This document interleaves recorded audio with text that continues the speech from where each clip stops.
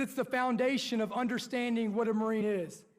Like every person that wears a uniform, we take an oath to support and defend the Constitution of the United States against all enemies, foreign and domestic. But Marines, just like everything else, we take that oath to another step. We take it further with 6 simple words. Once a Marine, always a Marine. But that commitment doesn't mean what some of you think it does. It doesn't mean that once you earn it, you get it to be it. It means that once your character, your courage, and your commitment have all been tested and proven, then and only then are you trusted to carry the sacred eagle, globe, and anchor. And by accepting it, you yourself are committing to live to the standards, the unconditional standards every day from that point on.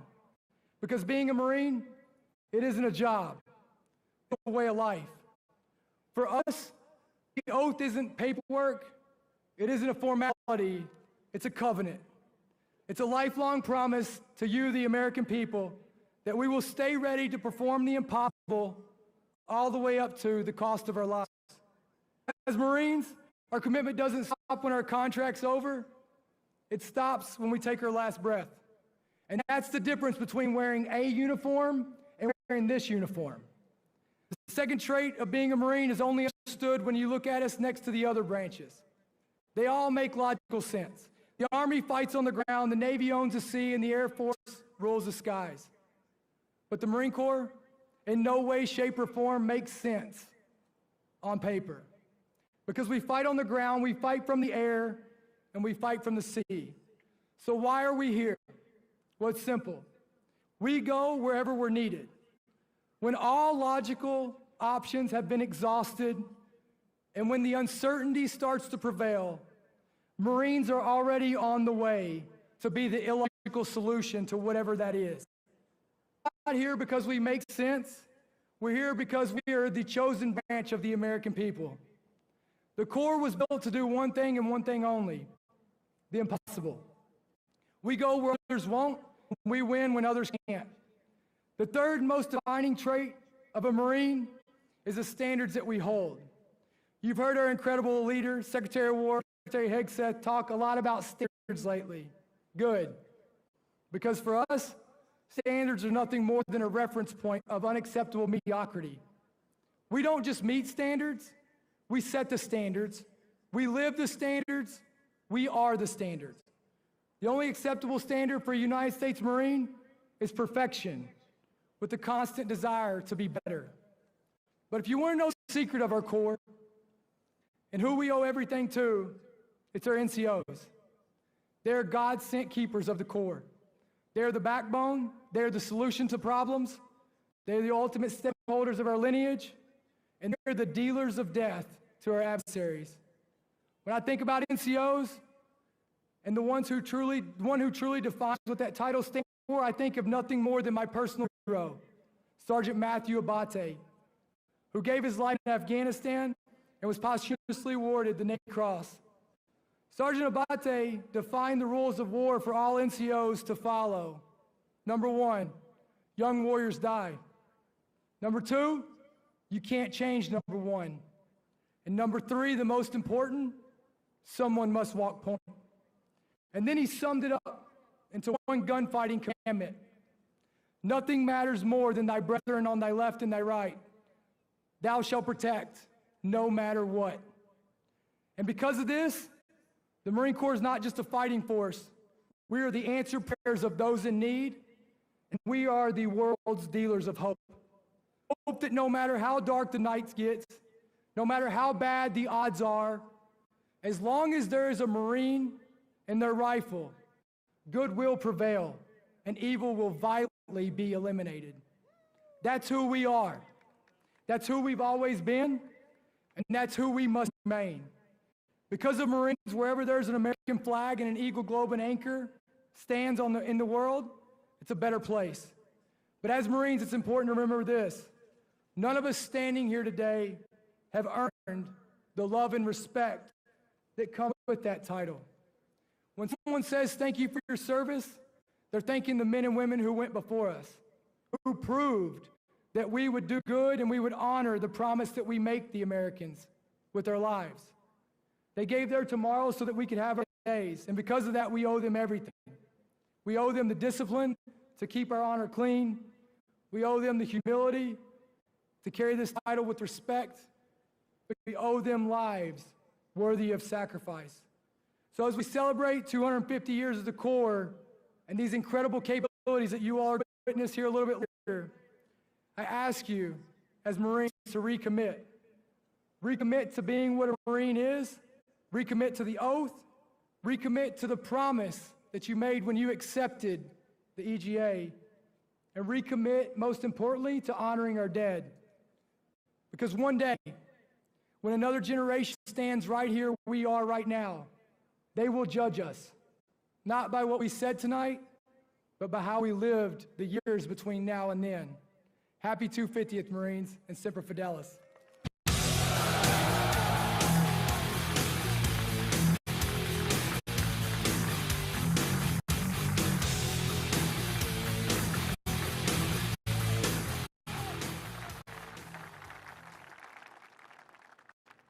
Ladies and gentlemen, please welcome celebrated comedian and actor, Brian Callen.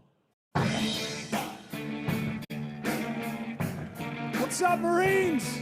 Happy birthday! How we doing in the sunshine? It's great to be here. It's an honor to be here. As a civilian, this is, I feel very safe. I feel like this beach is secure, and this is a little overwhelming for me, but I want to start, before I get into any comedy, I want to just start with acknowledging this administration. We have the Secretary of War here. We've got JD Vance. But most importantly, I want to thank the President of the United States for bringing peace to a region that hasn't seen peace since Moses had a parting of the ways with the Pharaoh. If you don't think that's a big deal, and I don't hear much from, I don't know, CNN, MSNBC, what? Okay? That's the bottom line. You know, when Trump said something to the effect of, if you don't come to the peace table, I'm going to unleash hell, I saw in my mind, I saw the front line of that hell, just a bunch of Marines on a tight leash just going, and I think they did too. And it makes me proud to be an American. It's kind of exciting. We have the Secretary of War. I'm glad we brought that back. We brought that title back. It's been a long time. I'm not sure. I'm ignorant when it comes to military. I think he was a major. I don't know what a major does, but probably something major, right? If there's a major problem, you don't call a lieutenant, right? I don't know. And then Secretary of War, that's a sexy title, right? You're not the god of war, but you're just below, right? Like if you want to get to we know the god of war, Trump. This is what I love about our president. The guy can be like, come to the table or I'll bum you. And then he does this. He's feared everywhere and he dances. That's a bad impression. The point is, I haven't worked on my Trump dance. And then we got JD Vance, Vice President JD Vance, who started out, I guess he was E4, right? Yeah. It's weird to go from an E4 to the second most powerful man in the world. People talk about the deep state, but nobody ever talks about the E4 mafia.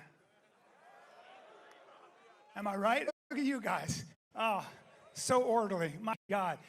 This whole thing has gotten all crazy. I'm a civilian. I'm backstage with Jocko Willink and Dakota Meyer. I'm producing so much estrogen. And then, I'm just being honest. And you know, I was talking to my wife, and my wife said something to the effect, I said, I don't know what to do. Like, I got to do comedy in front of 15,000 Marines. And she said, why don't you just tell stories about what it's like to grow up under a Marine father? And so can I do that for you? Can I indulge you for a little bit just to tell you what it's like? Because I think my father embodied the Marine spirit, and I've never been more proud to be the son of a Marine. I joined the Marines because my father, I take after my mother's side. She's a small woman, Sicilian. They're event people. we get cold easily. My father's Irish German. He's 6'4", 250, grew up on a farm. They had no money, so he just grabbed a cow, sucked its udder, I think. Seriously, his fingers are too fat to dial a cell phone. He's I have to do it for him. He has no neck. He's built for war. I'm built for dance. So, seriously, you don't use this in the Marines, but I've never taken dance, but look at how I reach, And that's not patriotic. So the point is, I thought I'd just share some stories, and I hope this resonates, because my father beat the crap out of all your fathers. Yeah. He was just always one of those guys who just reminded me of how lucky I was to be an American and what being an American required, because the price of freedom doesn't come for free. And you guys know that better than anybody else. And, one time I remember we were in a farm. We had to cross this field. This is just to give you an idea of what he was like.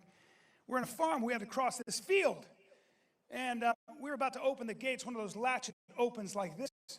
And as we're about to do that, this Rottweiler, this huge male Rottweiler with a head this big, just started trying to get at us through the fence, just going, no, no, no, no, no, just foaming at the mouth. And it was just a horrifying looking dog trying to kill us. So, of course, I went, oh, let's not make any movements. We'll just walk around. And my father didn't notice the dog. He just looked at me and he said, what are you doing? And I said, I'm walking around. And he said, no. We'll cut through. It's faster. And I said, I know, but we're not crows. We can't fly. And my father said, you're afraid of a dog? And I said, well, it's the kind of dog they used to guard the gates of hell. And my father sucked his teeth. He opened the gate. He was about to open the gate, and I panicked. And I went, Dad, please, there's a Rottweiler. They're trained to kill. Please don't do this. And my father just noticed the dog going crazy. And he got down, and he went, hey, hey, hey, shut your yap. And he blew in that dog's face. And whatever satanic energy my father has, that dog sobered up. That dog was going, no, no, and just went, oh, and then sat down sideways. My father opened the gate and started walking across the field. And I took this finger, you see this finger? And I went like that, and I put it in the loop of his pants, and I followed him like that, and I was 28 years old. Okay, that's story one. Here's another story. We're hanging out. It's brunch with my whole family, 13 members of my family. My father's reading the newspaper because he's done with us. And when he read the newspaper, we'd leave him alone. And all of a sudden, I just see him suck his teeth, and and I go, what? He goes, a grown man in Colorado was attacked and killed by a mountain lion. And I was like, yeah. And he went, pansy. And I said, I'm sorry to interrupt your reading, but are you under the impression a mountain lion couldn't kill you? And he goes, that's a stupid question. And I went, why is that a stupid question? And he said, because first of all, a mountain lion isn't a real lion. And second of all, a mountain lion wouldn't attack me. And I said, how do you know that? And he goes, I don't know. It knows. Okay?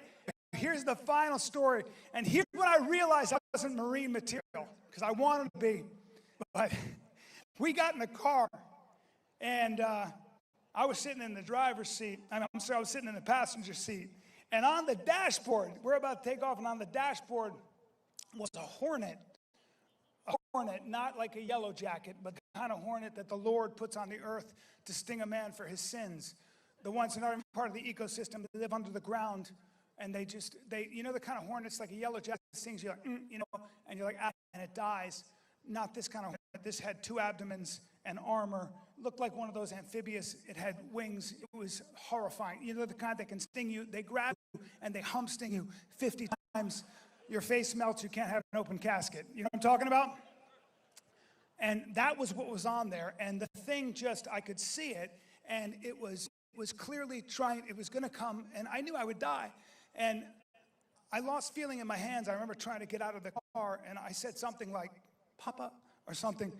And nothing moved, and my father, without missing a beat, just reached over with his giant farm fingers and grabbed that thing and broke its bones. It just like that, and the thing died hard. It was like, screw you, and died. And then he was rubbing his fingers, and I came to it, and I was like, did that thing sting you? And he goes, probably. And I was like, well, that's not a philosophical question, you know?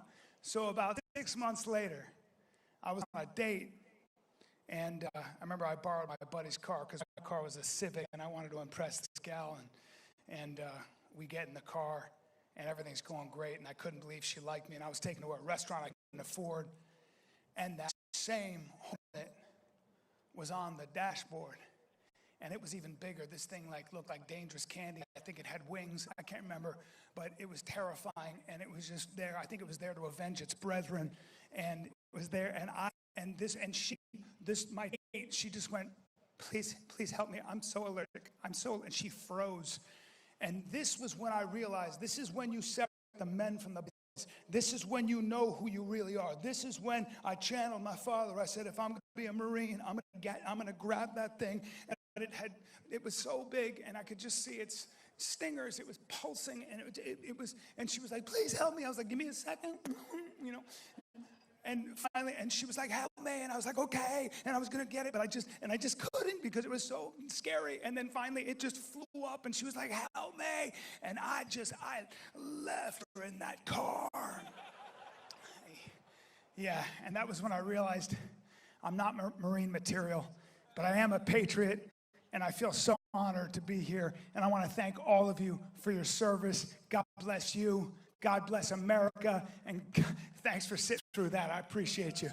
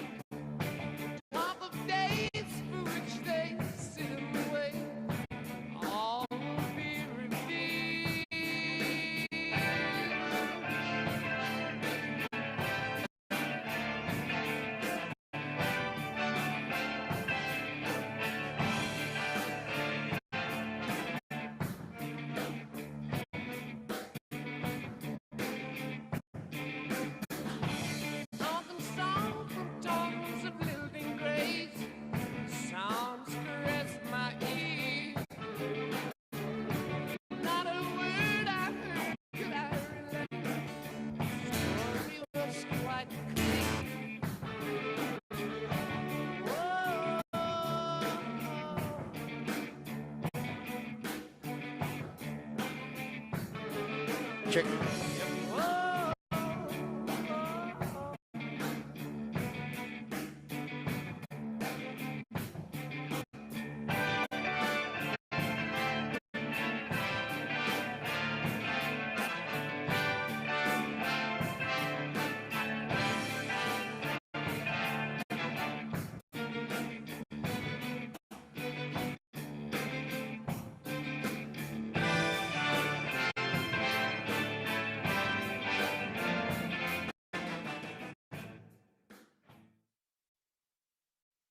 Ladies and gentlemen, please welcome award-winning country music artist and songwriter, John Rich.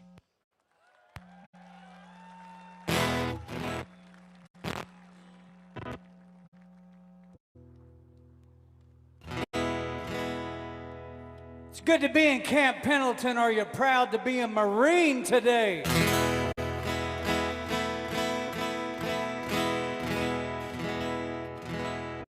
We got any Johnny Cash fans out in the audience? Let me hear you one time.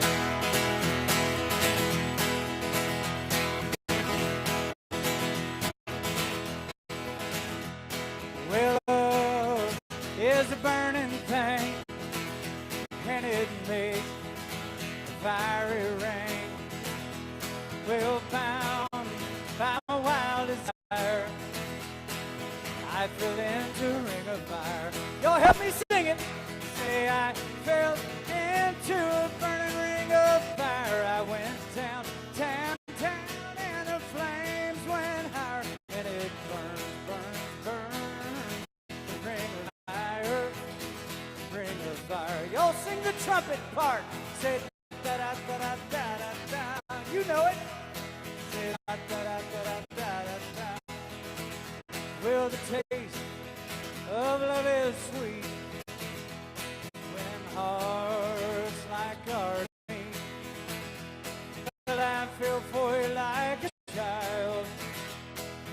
Oh, and the fire went wild. Here we go. I say I fell into a burning ring of fire. I went down, down, down, and the flames went higher, and it burned, burned, burned. The ring of fire, the ring of fire. Yes, and it burned, burned, burned. The ring of fire, the ring of fire. Come on, Pendleton, sing it to me. Say da da da da da da da. Say da da da da da da da. I can't hear you. Say da da da da da da da. There you go. One last time. Da da da da da da da. Put your hands together out here in the great United States of America, Camp Pendleton. Oh, give me some guitar, Rob. Give me some guitar. So I was thinking about what songs I should sing in this momentous occasion, standing in front of America's finest, the most vicious fighting force in the history of the world, the United States Marine Corps.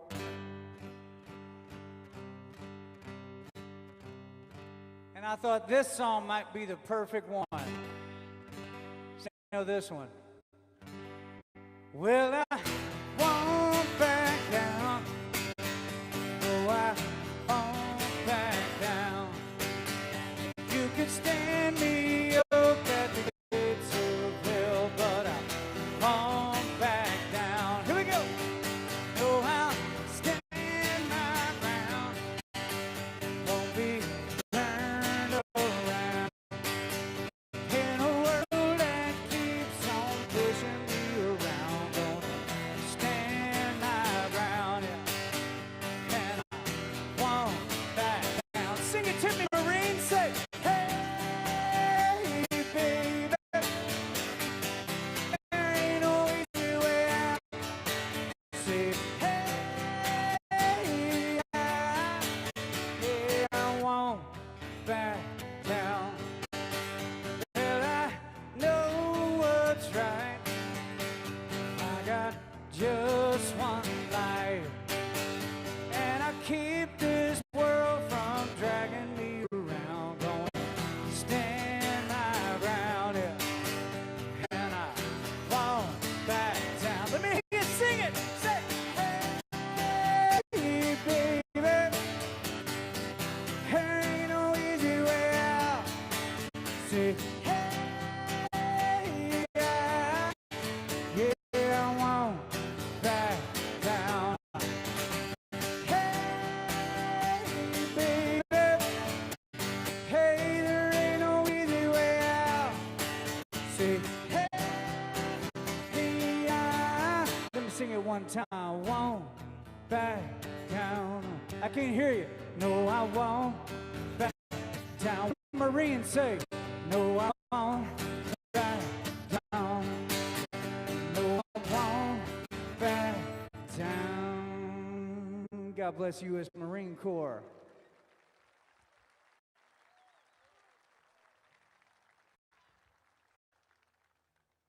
Flew out here from Nashville, Tennessee last night. Yeah, we got some Tennesseans out there in the crowd, maybe. Got a few hillbillies out running around in the fatigues today. And I thought, I can't come here and not sing this one particular song. Now, it has 3 verses, and I know the first verse as an American citizen, but I did not know, and I'll admit, did not know the second two verses of the song. So I wrote them down to make sure I got them right, but I'm pretty sure you know them. And I was told that if you're a United States Marine, you know the words to this song. Like you know the words to a song that I don't even know. Shall we begin? Shall we begin the song? From the halls of Montezuma to the shore of Tripoli, we fight our country's battles in the air and land and sea. First to fight for right and freedom and to keep our honor clean. We are proud to claim the title of United States Marine. Our flags unfurled to every breeze from dawn to setting sun. We have fought in every climbing place where we could take a gun. In the snow of far-off northern lands and sunny tropic scenes, you will find us always on the job, the United States Marines. Here's health to you and to our corps, which we are proud to serve. In many strife we fought for life and never lost our nerve.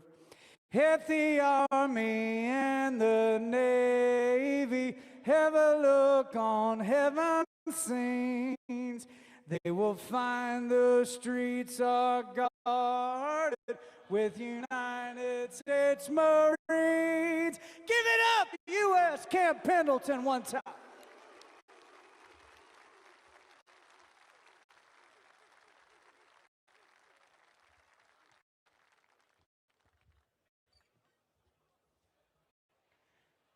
You feeling good?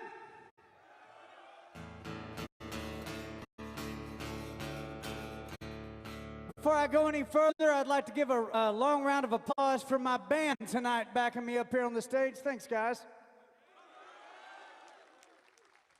My band tonight is the U.S. Marine Corps. I'm depending on you to help me back up these songs. I'd like to play for you now one of the dumbest country songs ever written. And I wrote it myself. Yes, I did, and I'm proud of it. It's a pretty dumb song, but it caused a small baby boom in the early 2000s. We got any country music fans out in the crowd right now? Anybody like some country music? Yeah. I'll see if you know this one. Ha!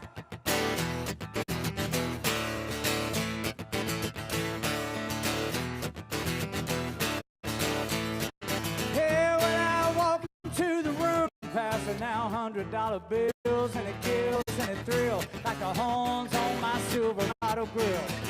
How about the bar trip around the crowd? Everybody's getting down in this town. It ain't never gonna be the same. Y'all sing it. I saddle up my horse and I ride into the city. I make a lot of noise, 'cause the girls, they are so pretty. Be riding up and down Broadway on my old Scoopy. And the girls say, oh, ride a cowboy. Everybody say, oh, ride a cowboy. Yeah, well, I don't give a damn about nothing. I'm singing bling, bling, while the girls are drinking. Long necks down, and I wouldn't trade old Leroy my Chevrolet for your Escalade. Oh, big parade. I'm the only John Wayne left in this town, and I ride to the city. I make a lot of noise, 'cause the girls, they are so pretty. Be riding up and down Broadway. stud Leroy. And the girls say, oh, that's right, a cowboy. And all the Marines say, oh, that's right, a cowboy. Are y'all having a good time this afternoon in America? Let me hear you one time.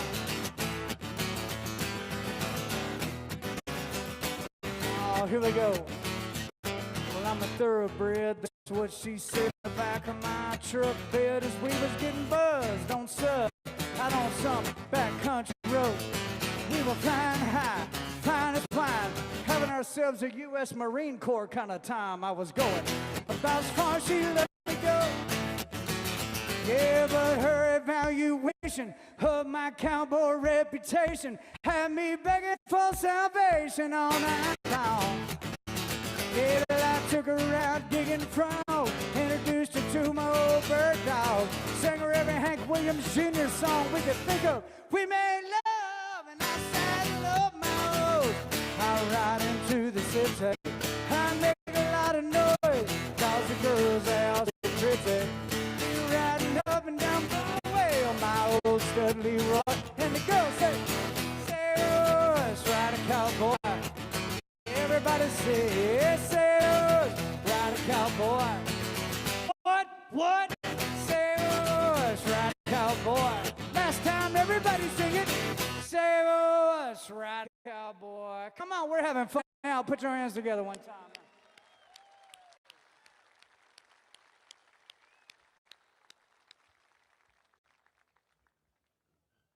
Can I play one more song for you?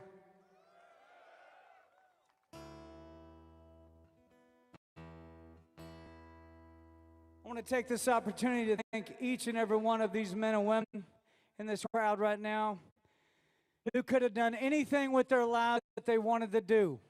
In the youth of your life, the prime years of your life, you live in a country that offers you life, liberty, and the pursuit of happiness. Not the right to be happy, the right to pursue it, the right to go after it.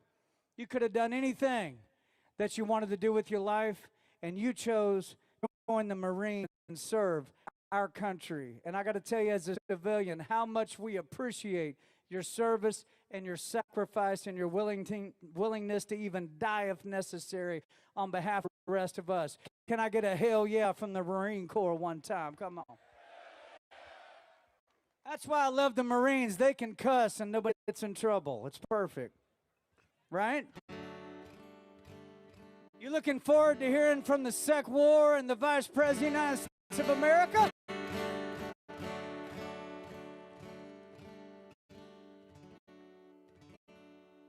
I'm a high school graduate, nothing fancy in my pedigree, just a blue-collar family, probably a lot like yours. But I do have the Constitution, I do have the Bill of Rights, and I do have the Declaration of Independence. And empire after empire throughout the history of this country has tried to take away the rights from us, but because of the U.S. military and the Marines, no one has ever succeeded in taking away our rights, and we have all of our success as civilians owed directly to the people in this audience tonight. It is an honor to sing for you this afternoon. I'd like to play for you what I consider to be the modern-day Star-Spangled Banner. I know that's quite a statement, because what beats the Star-Spangled Banner? Well, nothing. But this song, to me, is right up there with it. It's running a close second. And my friend Lee Greenwood said I would be able to sing this song anytime I wanted to. He gave me permission. So I'd like to end my set with this, and just know how much we appreciate each and every one of you. Thank you for doing such a great job for our country, and I hope our enemies are scared to damn death when they see this picture of all of y'all gathered here today at Camp Pendleton. It goes like this.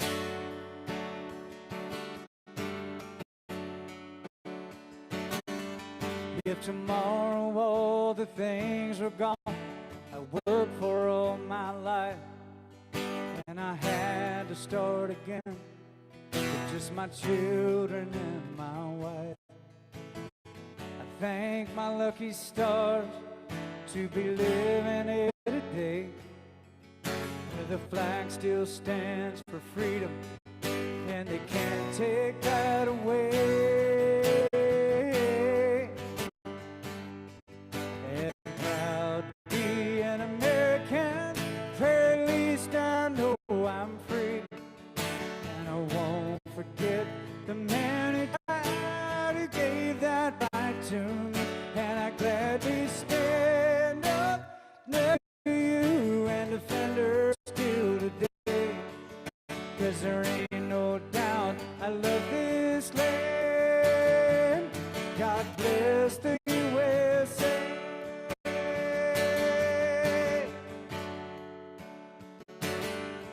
From the lakes of Minnesota to the hills of Tennessee, across the plains of Texas, from sea to shining sea, from Detroit down to Houston, and New York to LA, where there's pride in every American heart, and it's time we stand and say,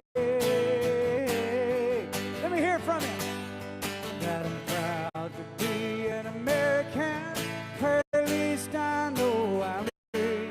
And I won't forget the man who died, who gave that right to me.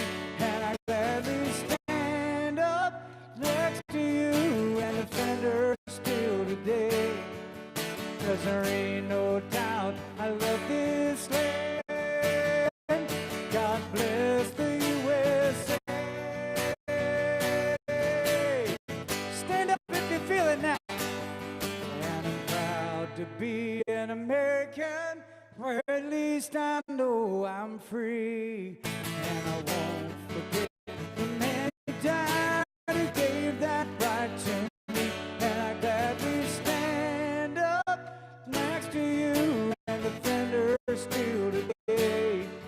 'Cause there ain't no doubt I love this land. God bless the USA.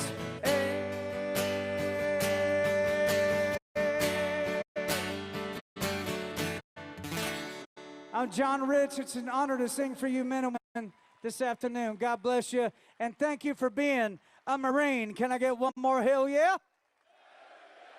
God bless y'all. Have a great day. Thank you.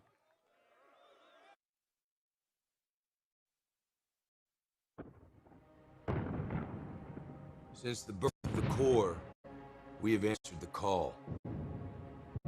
Through every battle, every climb, in every place.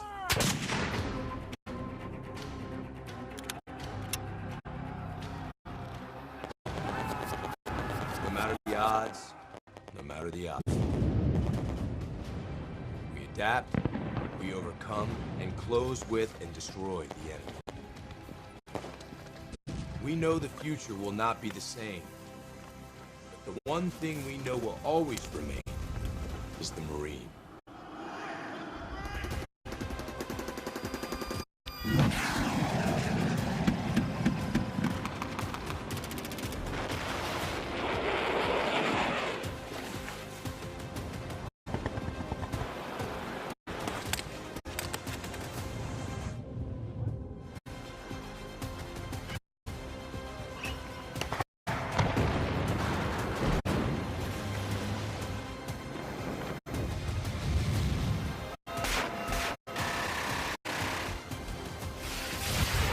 For 250 years, we have filled ranks and held the line.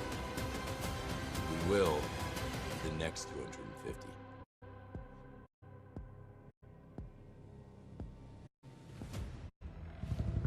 For 2.5 centuries, we have shouldered the responsibility of freedom on behalf of our nation. Every battle fought, and every sacrifice made has been etched into our legacy.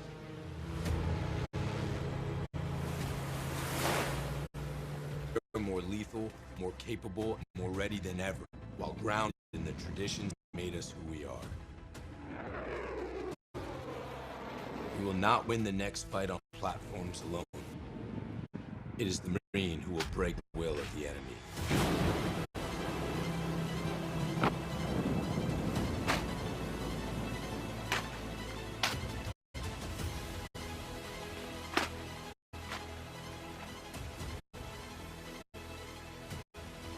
from our first amphibious landing at Nassau to the Black Sands of Iwo Jima to urban combat in Fallujah, our Corps has come a long way since Samuel Nichols first took command of 2 battalions at Tun Tavern.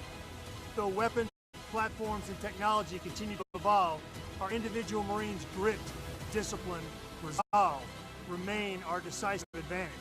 For 2.5 centuries, Marines have preserved our legacy as America's premier expeditionary force. Because we are forward, ready, and lethal. From the moment a Marine earns their Eagle Globe anchor, they inherit a rich tradition of honor, courage, and commitment. A legacy that is etched on our souls forever.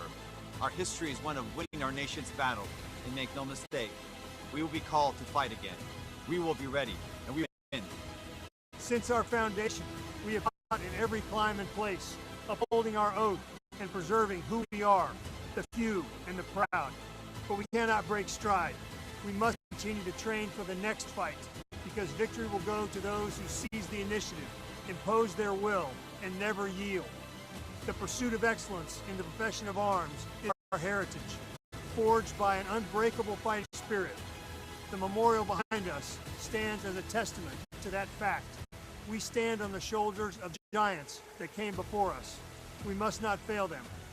The challenge is on all of us every day to uphold the standard that the title Marine demands.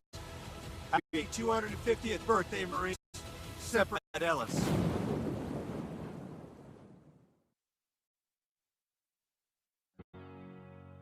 You were young and your heart was an open book. You used to say, live and let live.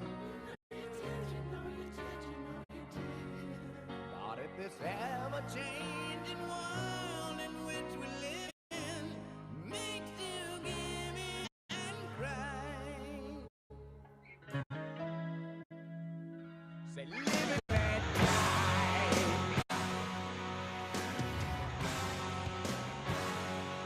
Live and let die.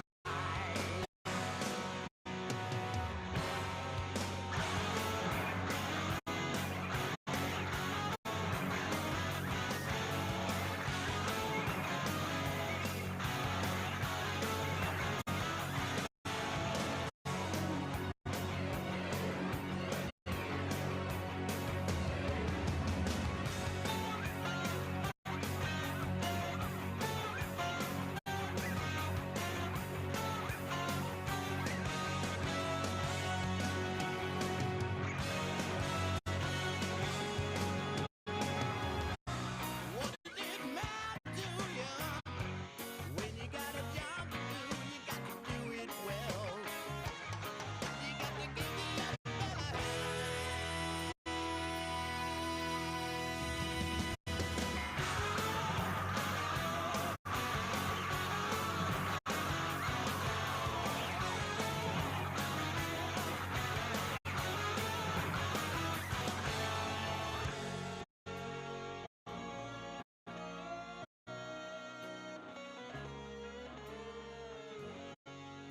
You just say, live and let live.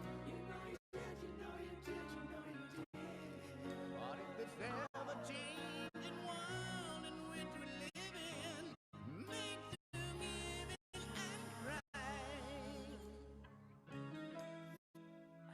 live and let die.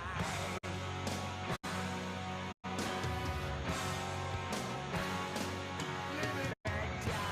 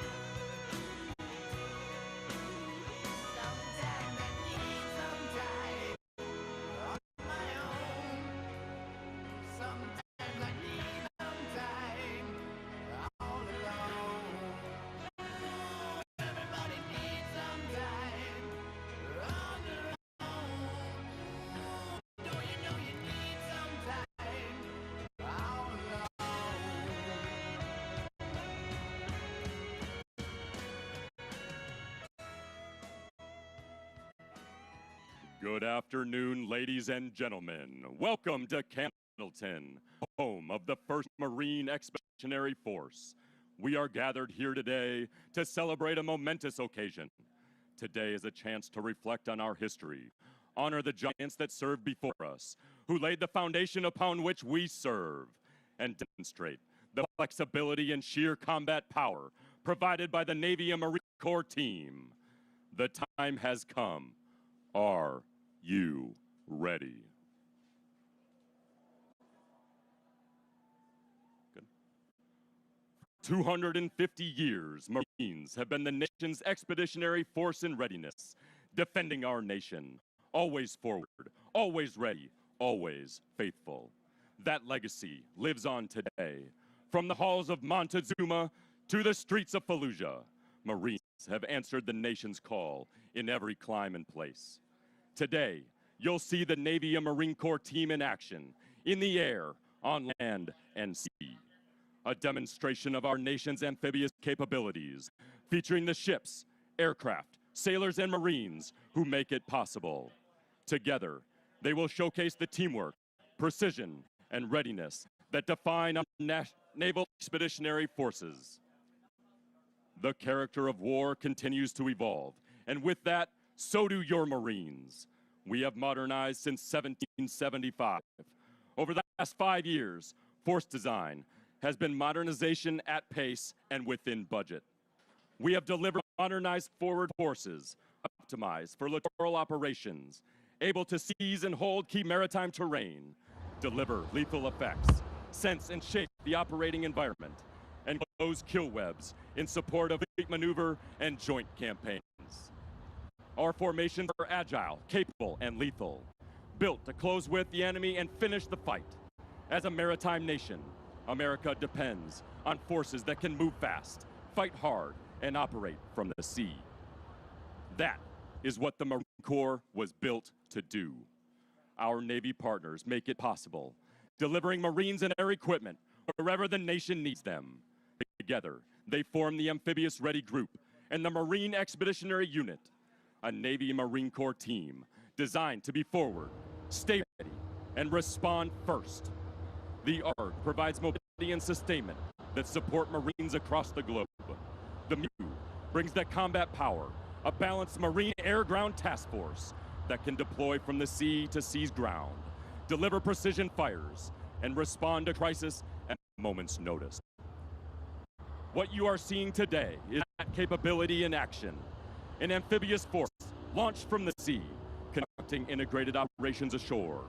Every aircraft overhead, every gun on the line, and every Marine on the move is part of a single combined arms team, organized, trained, and equipped to fight and win together. These forces give America options. They can project strength, deter aggression, and if called upon, fight and win. They are forward, mobile, and ready, standing watch and projecting power in support of our national security objectives. Today's demonstration is more than a show of strength. It is a reminder of purpose. Ships, the aircraft, and the Marines you see are part of a living legacy stretching back 250 years. A force that remains, as ever, the first to fight. Long before armor hits the beach, Marines and sailors are shaping the fight. Under the cover of darkness, reconnaissance Marines are inserted by a KC-130J Super Hercules, executing a high-altitude, opening insertion, also known as a halo jump. Marines land in contested areas, inaccessible by other platforms, because Marines go where others can't. The Super Hercules ramp drops. The reconnaissance Marines move out, disciplined, deliberate, light on their feet, heavy with purpose. They carry sensors, communications assets, and the mindset of trading comfort for mission success. Their task is to locate obstacles, chart enemy positions, refine landing lanes, and report exactly what the assault force will encounter when it lands. These Marines are the eyes and ears, observing the situation on the ground and relying critical intelligence to the mission commander.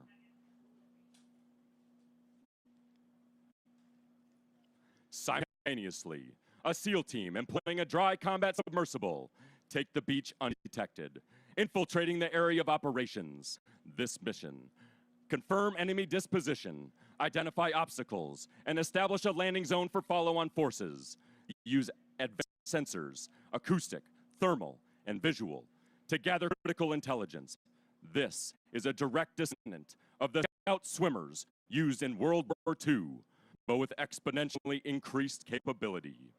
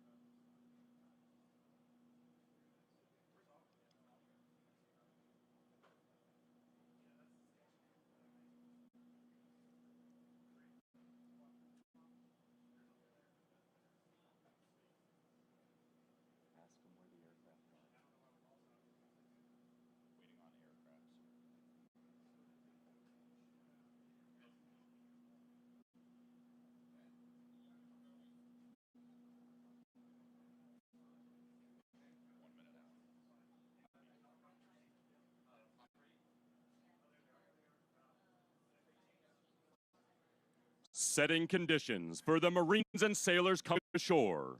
Aviation assets conduct strikes on enemy positions, thinning the enemy formations and distracting from the coming insertion of additional Navy SEALs.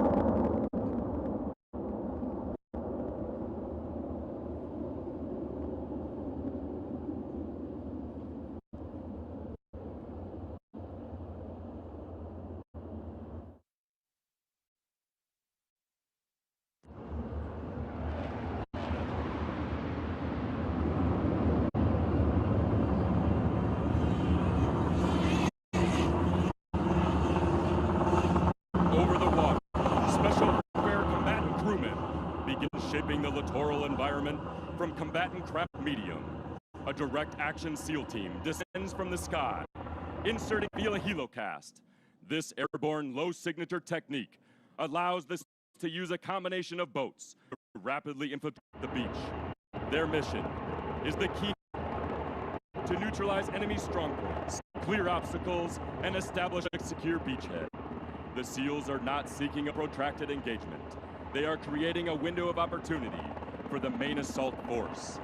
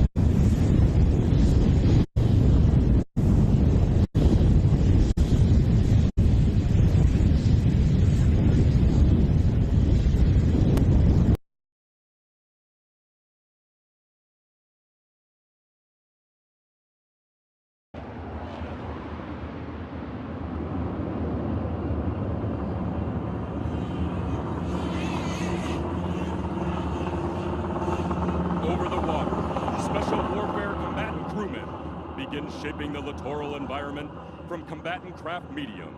A direct action SEAL team descends from the sky, inserting via helocast. This airborne low signature technique allows the SEALs to use a combination of boats to rapidly infiltrate the beach. Their mission is the key to neutralize enemy strongpoints, clear obstacles, and establish a secure beachhead. The SEALs are not seeking a protracted engagement. They are creating a window of opportunity for the main assault force.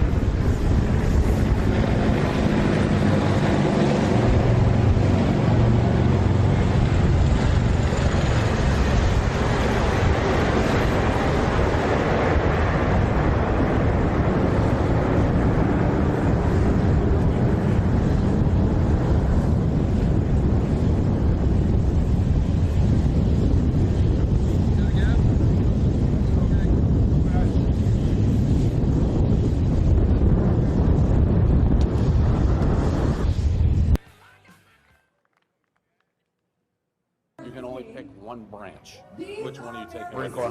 Marines, Marines, Marines, Marine, Marines, Marines, Marines, Marines, Marine, Marines, Marines, Marines, Marines, Marines, Marine Corps, Marines, Marine, Marines, and of course.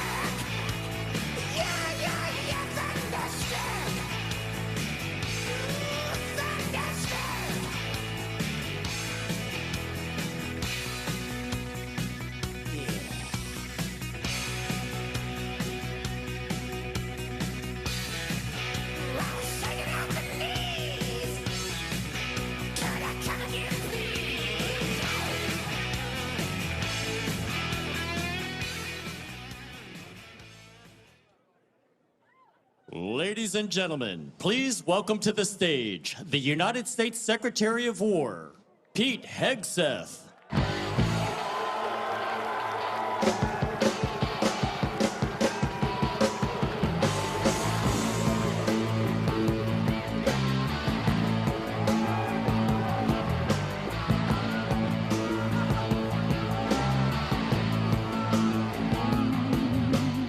How we doing?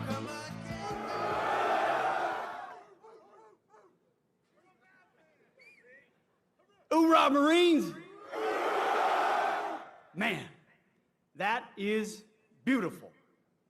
Let me just say, this might be one of the most beautiful sights I think I've ever seen. In fact, I'm not supposed to say this, really not, but I think you guys might be my favorite. Don't tell anybody.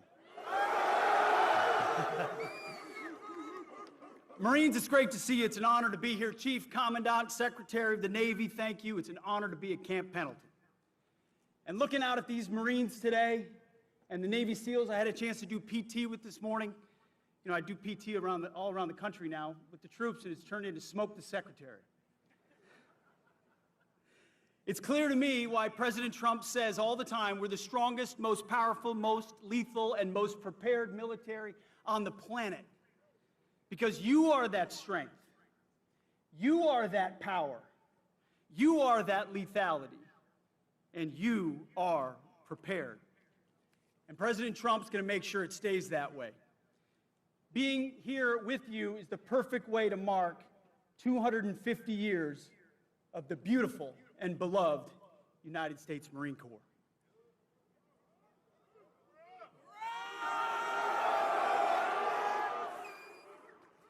President Trump has made our mission clear. We needed clarity, and he provided it. America first. Peace through strength and common sense at every turn. We are the War Department, and you are warriors. The Marine Corps embodies the warrior ethos. You see, when other parts of the department wavered in years past, not anymore, in years past, the Marine Corps stood strong. When other parts of the department wanted to go woke, the Marine Corps stood strong. When other parts of the department wanted to lower standards, the Marine Corps stood strong. You, ladies and gentlemen, are the backbone of the United States military. You always have been, and that's why we're proud to honor you today. 250 years ago, Major Samuel Nichols formed the Continental Marines. The next year, the Marines won the Battle of Nassau, capturing 2 forts from the Brits. Since that day, the very mention of the Marine Corps stirred panic in the hearts of our enemies. From the halls of Montezuma to the shores of Tripoli, Marines have been the tip of the spear of our armed forces and the vanguard of the fight for freedom, just as they are right now in the Caribbean. Let's hope the wrong people don't FAFO around there. In the most critical battles our nation has ever faced, it is often Marines, forged by unique traditions and tough as nails training, who land first.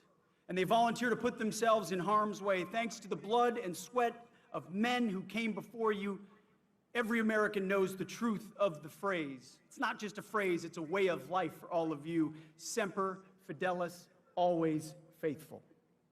You see, because I look out at this crowd, I see a lot of different types of faces.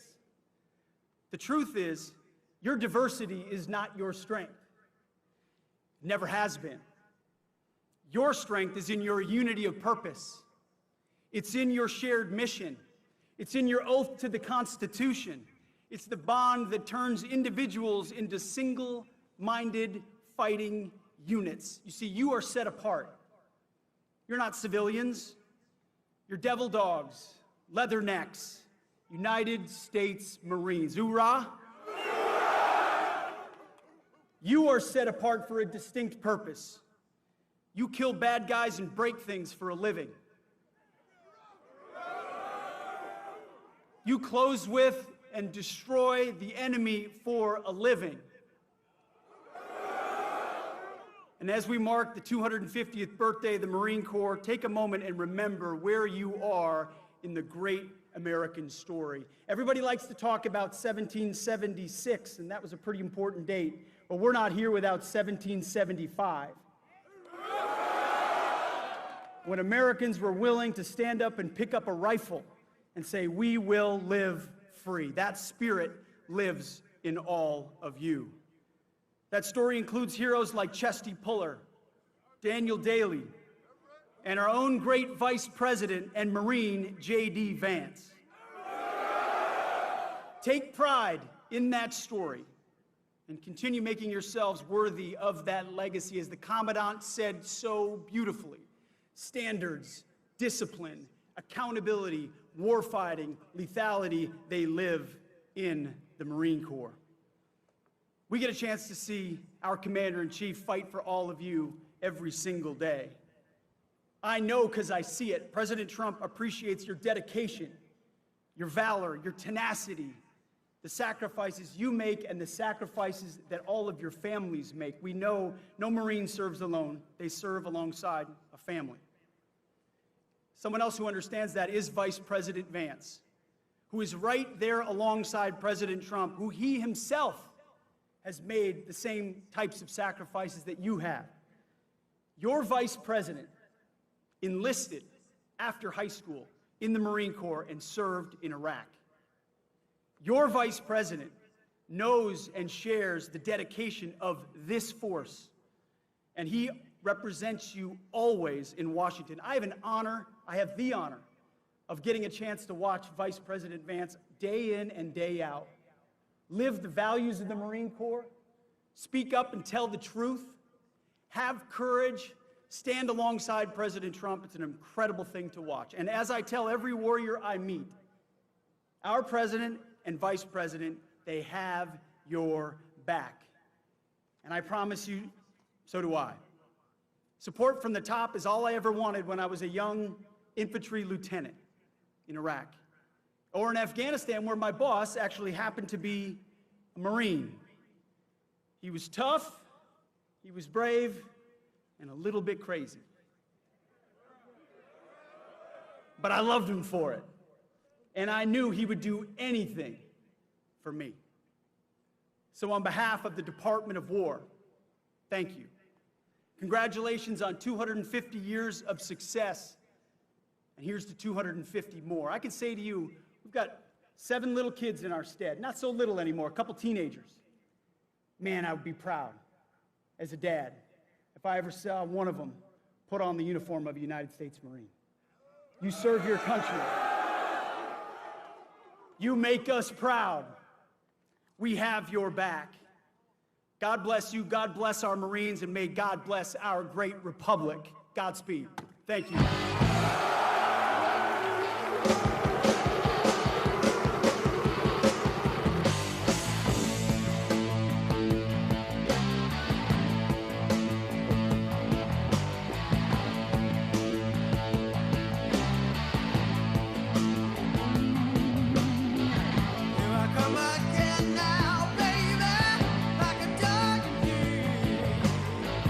Tell it's me by the clamor now, baby. I'd like to tell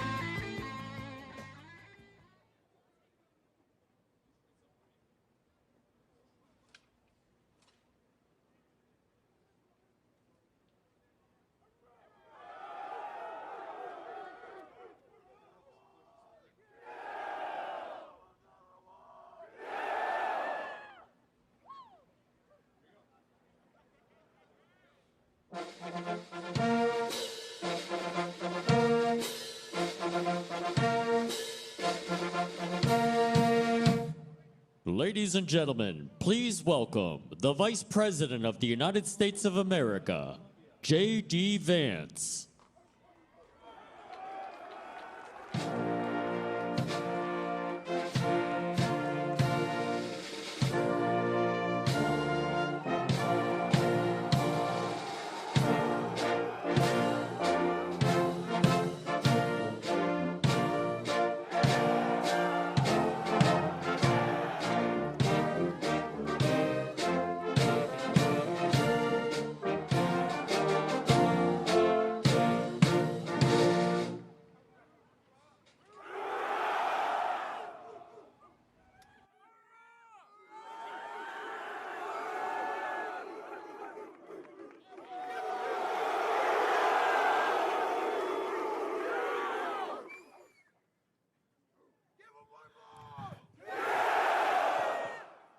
Hoorah, Marines!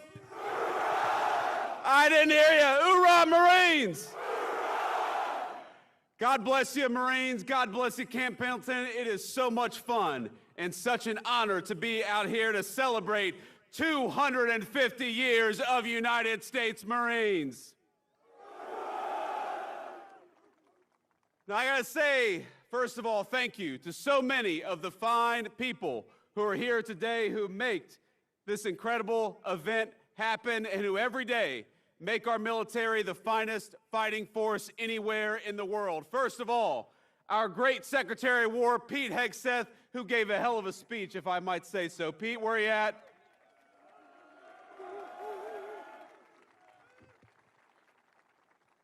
Now, he is a soldier, but are we proud of our Secretary of War, Marine Corps? Now, I will say, I was talking to Pete about this speech and thinking about what I said, and I realized that over my 4 years in the United States Marine Corps, I probably learned about 100 jokes about United States Marines. And every single one of them, Marines, would mean the end of my political career if I told it up here today. I sent a few of them last night to my communication staff, and I said, can I tell this one? And they said, please no, sir. Please, please do not tell that one. We're also happy to be joined by our great Secretary of the Navy, John Phelan. John, thank you so much for your leadership and service.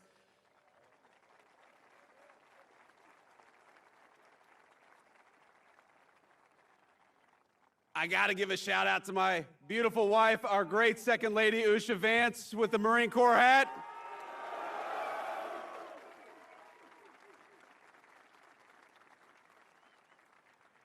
You know, I've been asked many times, why did I want to run for and become Vice President of the United States? And there's a lot of answers, of course, to that question.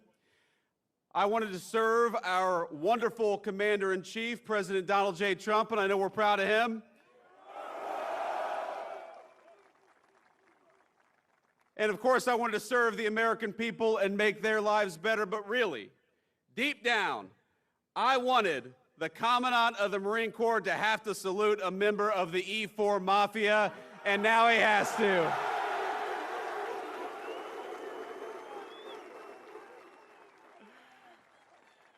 And Marines, we have a great Marine Corps Commandant in General Eric Smith. General, thank you so much for everything you do.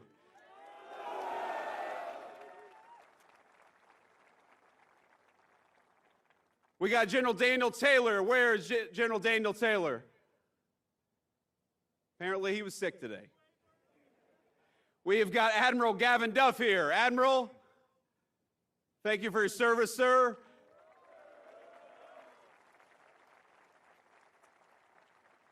We have got Colonel John Caldwell and General Michael Nakanizi. Did I pronounce that right, General? There we go. I did okay.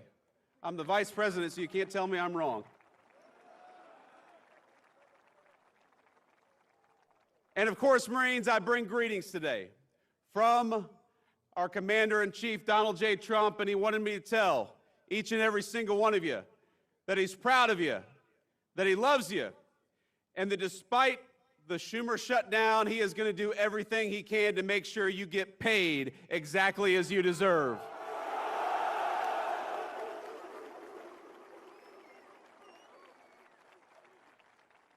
Now, I know we're here to talk about the Marine Corps, but I got to get just a little political because congressional Democrats seem to want to keep the government shut down, even though it would mean that a lot of you would not get your paycheck. But as I told the president just a couple of days ago, I said, sir, we have got to figure out how to pay these Marines, both for their sake, but also, of course, because if we don't pay our enlisted Marines, every bar in Southern California is going to go out of business, and we don't want that.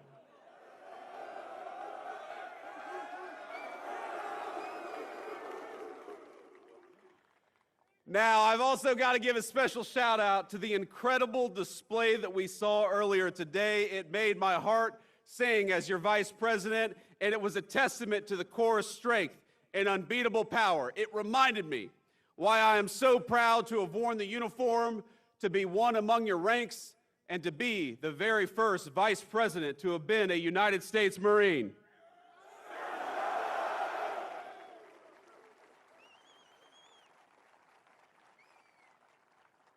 Now, for us East Coast Marines, Camp Pendleton has always had a special place in our imagination. We heard the stories of the back-breaking hikes you all had to do, the West Coast Marines had to do in Camp Pendleton.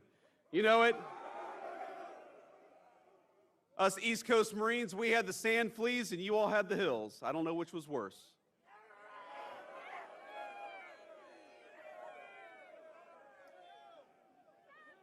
These guys behind me have opinions. So let's give some credit to the amazing Marine units who pulled this off. First of all, to the incredible Marines of this base and the Marine Corps Forces West who put on this display. Let's give a round of applause to the incredible job they did.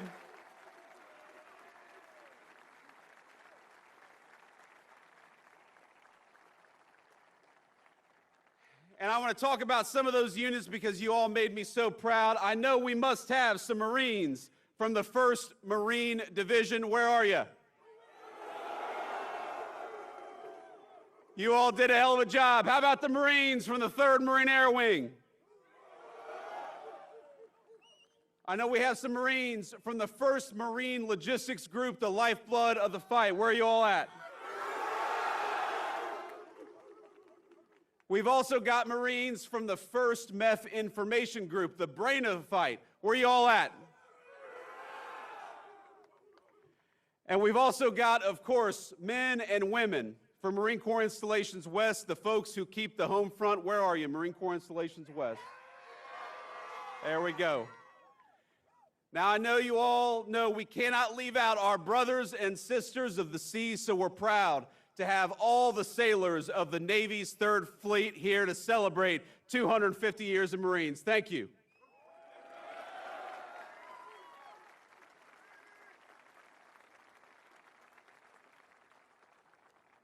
These sailors who go to war with us, they fight over the horizon. They stand shoulder to shoulder with Marines wherever the fight takes us. And if any group shares in the glory of the Marines' 250th birthday, it is our beloved Navy Corpsmen. Let's give a shout out to the Navy Corpsmen out there. We love them.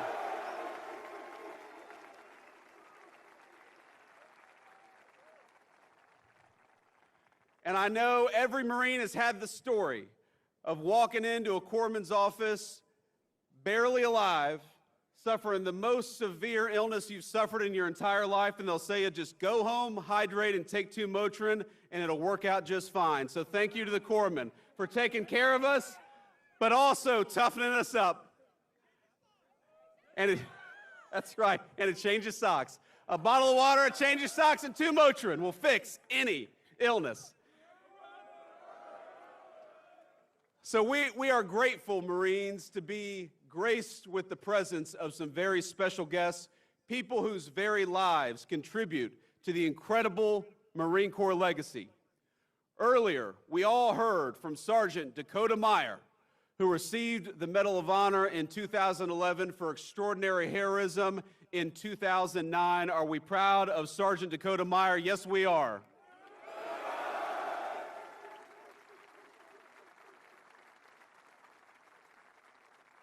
And despite the constant rain of enemy fire, then Corporal Meyer made multiple runs across an ambush zone that day. saving the lives of 36 American and Afghan troops. Dakota Meyer, we love you. We're proud of you. You're the very best of the Marine Corps and the very best of this country.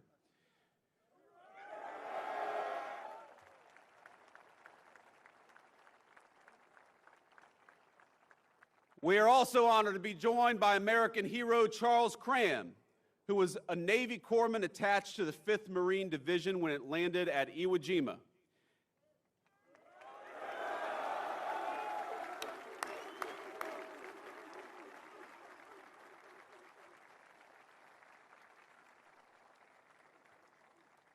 Now, as part of that force, this American hero watched the Stars and Stripes raised over Mount Suribachi before being wounded on the 7th day of battle while tending to a Marine. For his valor, he was awarded the Silver Star, the Bronze Star, and the Purple Heart. Sir, we love you. Thank you for your service.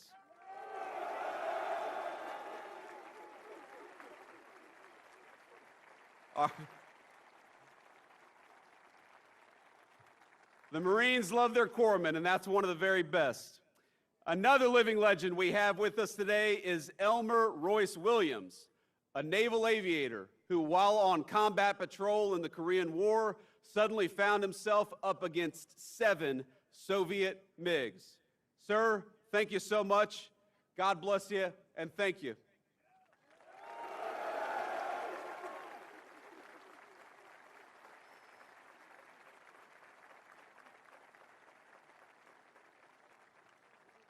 Now we're going to let the brave lieutenant take a seat, but I got to talk a little bit about him. I got to brag on him, because despite the odds, Lieutenant Williams took down 4 of them in a single 35-minute dogfight, the longest dogfight in naval history, a record I believe that still stands to this day.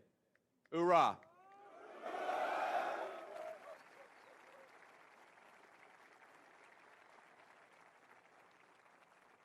Now, not only did he take 4 MiGs down, he demolished the MiG's reputation as an unbeatable aircraft and secured his place among the legends of American military aviation.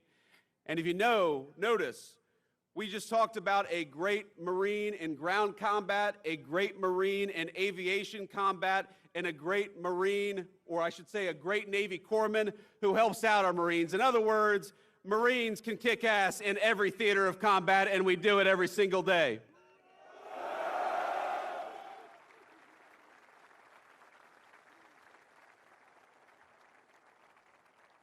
And I finally got to give a shout out to my dear friend, recently retired Master Sergeant Charles McKelvey. Chase, where you at, man? Love you. Oh, he's got a beard already. Look at that. He's been out of the Marine Corps for 3 months. He's already got a beard longer than what I got. Now, Master Sergeant McKelvey and I served together at Cherry Point when we were both very young Marines, and we've been good friends ever since. I call him Chase. Other Marines will tell you Chase is an extraordinary person, the smartest, kindest Marine you'll ever meet, and those are descriptions I can personally attest to. Now, he was supposed to join me at my inauguration to become the Vice President last January, but tragically he lost his wonderful, devoted wife, Jillian, to a terrible illness just days before. So I want to tell you, Chase, in front of all these Marines, we're proud of you. We're thankful for you. I'm sorry I couldn't see you in January, but I'm glad to see you today, my friend. I love you. Semper Fi.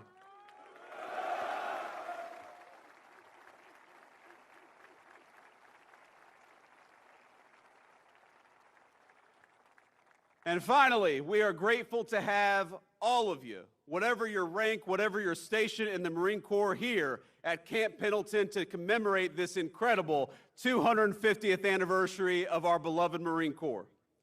From these mountains and this water, Marines have deployed to every major fight of the last century, from island hopping across the Pacific to Vietnam's Hue City to Kuwait to Helmand and beyond.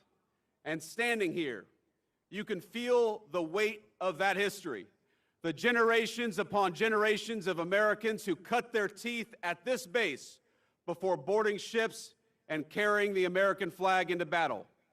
But that's exactly what Marines do.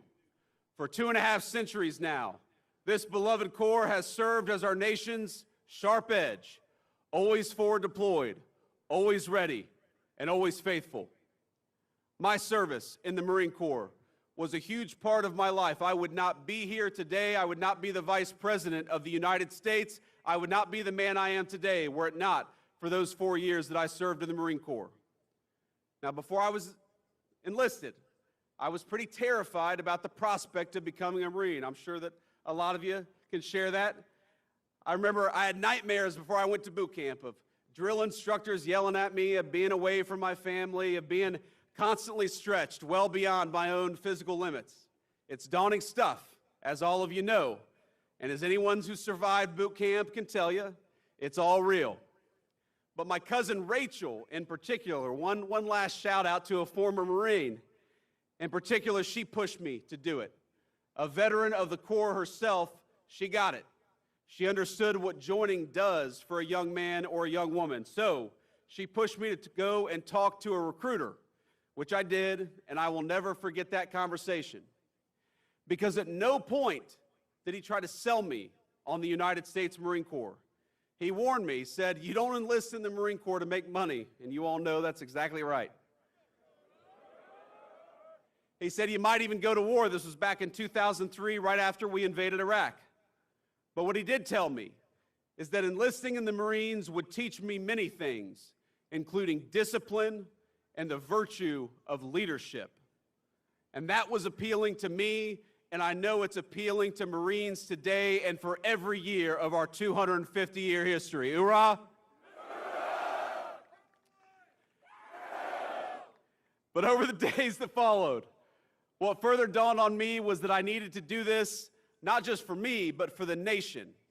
My country needed me just as sure as the country needs each and every one of you today. The September 11th attacks had occurred barely a year earlier. And as I weighed what enlisting would mean, the crisis in Iraq was becoming a full-out war. So I made the call. As an 18-year-old senior in the state of Ohio, it was one of the first times in my life that I recall feeling like the country actually needed me. And when I realized I had a responsibility to something so much greater than myself or even my family, and I had an obligation to act on that feeling of duty. And I know that's something that animates every single one of you, whether you're a private or a general. That spirit of service has been the spirit of the Marine Corps for 2.5 centuries.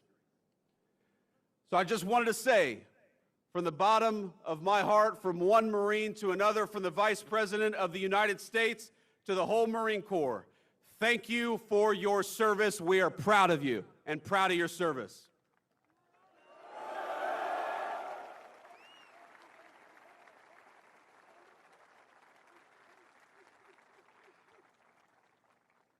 And I'm here today because I want to talk a little bit about the great Marine Corps tradition, 250 years of it.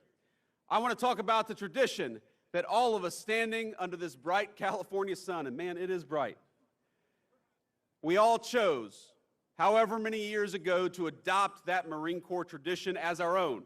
A tradition in that just 3 short weeks will reach its 250th year.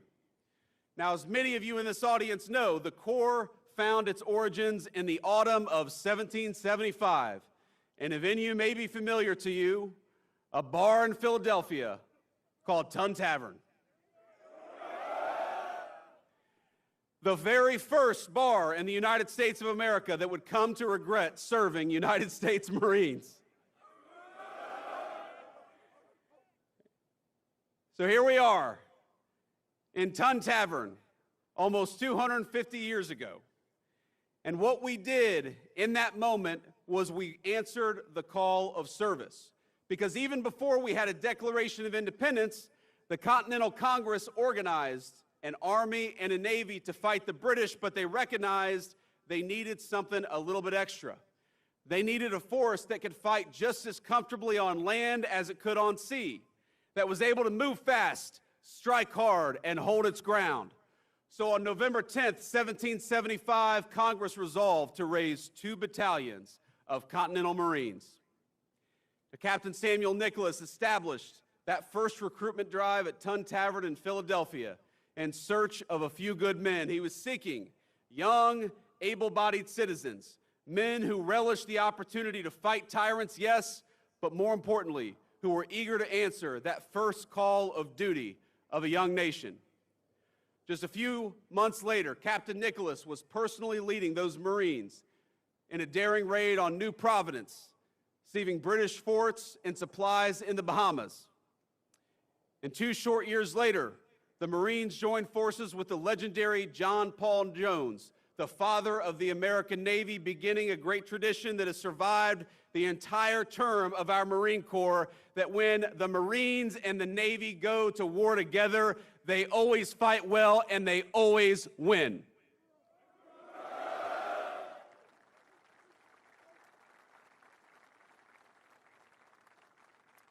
The War of Independence set a blueprint that Marines follow to this day.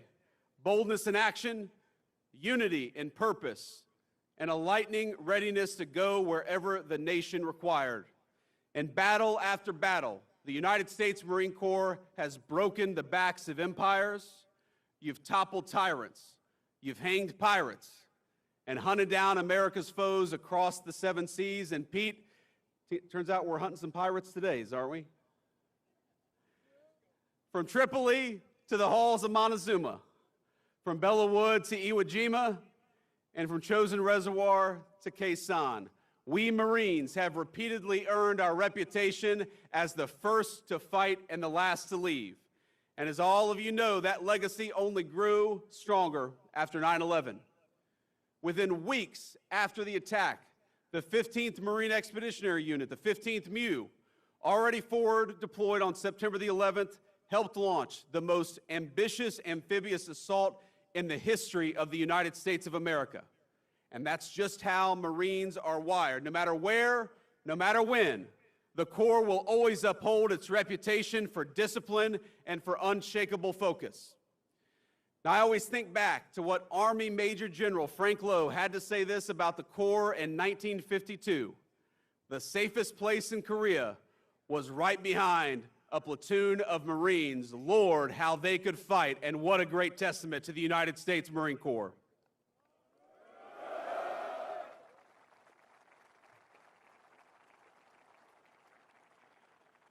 Because while the world keeps changing, new weapons, new threats, and new ways in which we wage war, the nation will forever need the United States Marine Corps. And in the Trump administration, we know that the work you do, protecting our country, putting your lives on the line to defend our way of life, is at the heart of Marine Corps service. Now, when officials try to shift focus to mandating diversity quotas, or they try to inject partisan politics into the American armed forces, they impede the Marine Corps' ability to do its best work, and that's why the Secretary of War and the President of the United States have stood so firmly against that crap. Because when you can't operate at your best on the battlefield, it puts everybody's lives at risk. And it's why we're recentering the focus of all of our military, including the Marine Corps, on those timeless values of discipline, readiness, and faith in one another. Now, I remember when I was a young recruit in boot camp talking about how politically correct things got maybe over the last few years, and I compare it to my time in the Marine Corps. I remember I was lining up as a young recruit to go to church one Sunday morning, and back then there were 2 lines. There was the Catholic line, and there was the Protestant line. And I remember we all get into our lines, and there's one recruit who's just kind of standing there by himself. And you know, the folks watching on TV may not realize that Marines refer to themselves in the third person when they're in recruit training, because you haven't earned the title of United States Marine, and so you have to say this recruit instead of I. And so you've got this one recruit standing out there by himself, and the drill instructor says, "Hey, what the hell are you doing?" And the recruit says, "This recruit is an atheist." And the drill instructor says, "Bullshit, get in the Catholic line."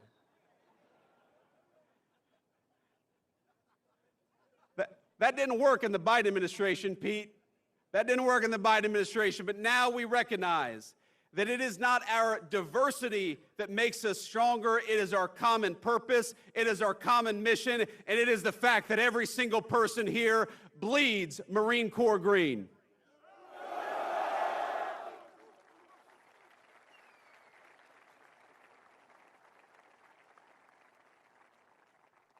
And I think that all of you should realize that from the President of the United States on down, this government is proud of you. It's proud of the tradition of the Marine Corps, and it's proud of the fact that that great tradition has custodians in each and every single person here, each and every single Marine who is serving today.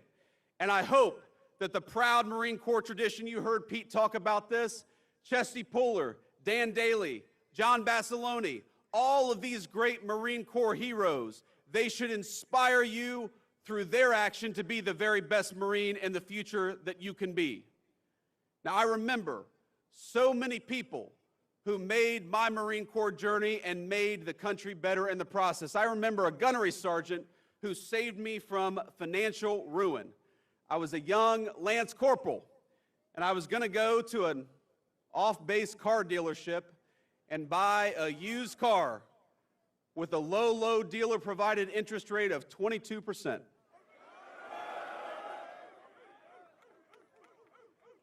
These Marines behind me, you aren't supposed to nod your head at that part, guys.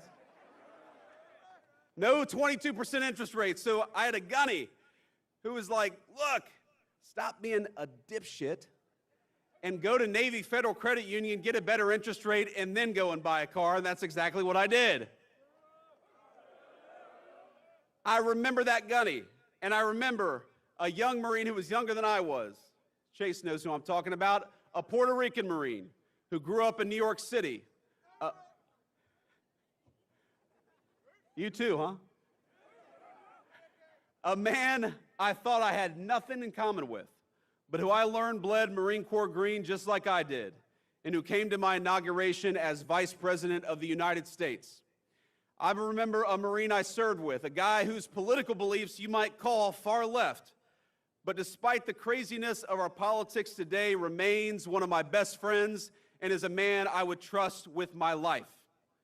I remember the Marines raising the flag over Iwo Jima, etching in American memory the importance of respecting and honoring our beautiful national symbol.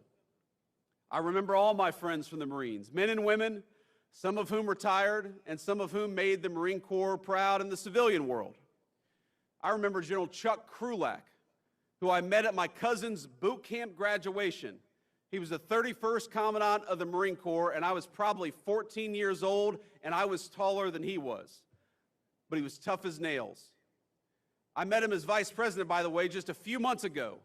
He's still very short, and he's still tough as nails, and he still loves the Marine Corps as much as he did on his first day of service.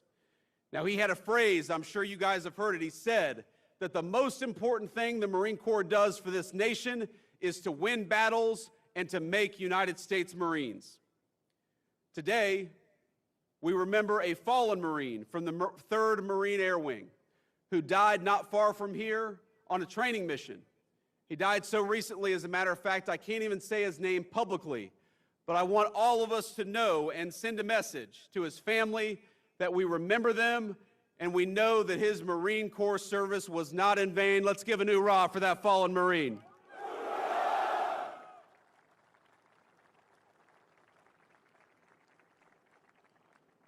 I know that all of us remember the friends who went off to war, and we particularly remember the ones who were mangled in combat or who never came home at all.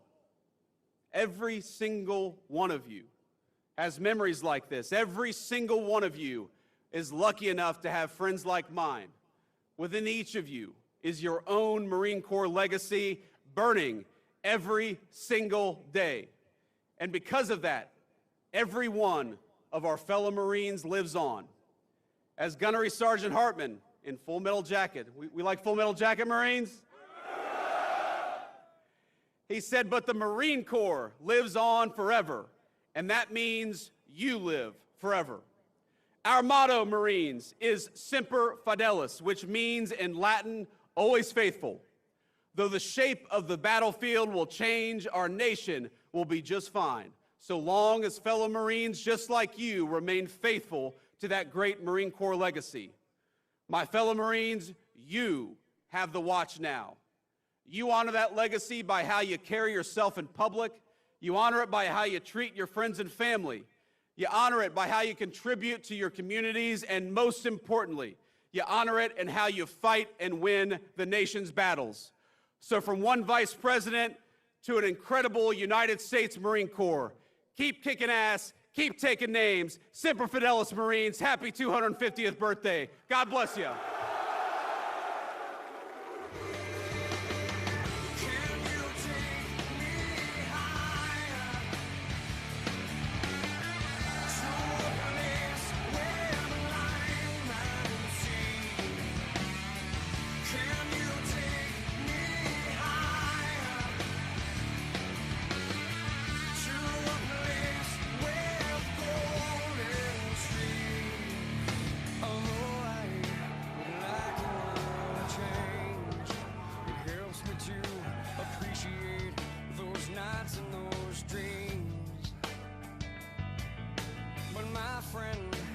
Sacrifice all those nights if I could make the earth and my dreams the same.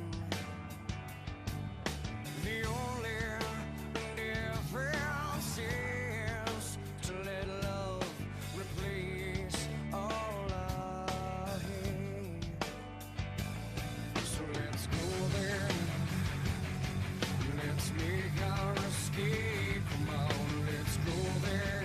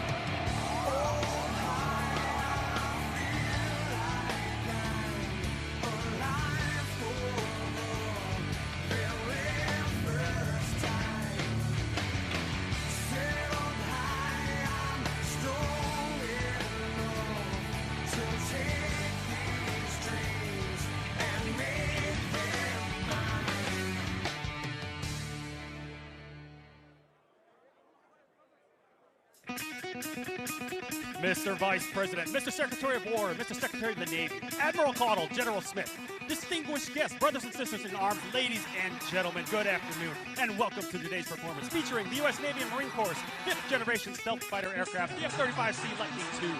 Major Shane Clark, call sign Exotic, hailing from Palo Alto, California, will be at the controls for this performance as he demonstrates the impressive flight characteristics.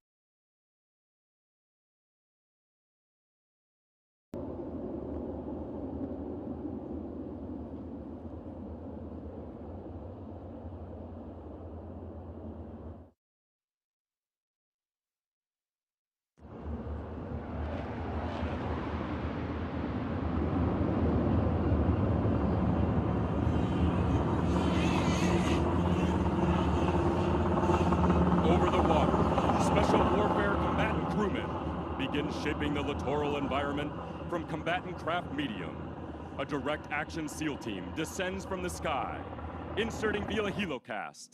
This airborne low signature technique allows the SEALs to use a combination of boats to rapidly infiltrate the beach. Their mission is the key to neutralize enemy strongpoints, clear obstacles, and establish a secure beachhead. The SEALs are not seeking a protracted engagement. They are creating a window of opportunity for the main assault force.